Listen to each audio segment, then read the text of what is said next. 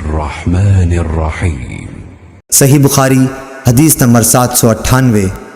इस्माइल बिन अली ने बयान किया, उन्होंने खालिद हज़ा से बयान किया, उन्होंने अबू क़लाबा अब्दुल्लाह बिन ज़ैद से, उन्होंने अनस रज़ियल्लाहु ताला अन्हु से कि आपने फरमाया कि दुआए क़ुनूत फ़ज्र और मग़रिब की नमाज़ों में पढ़ी जाती है।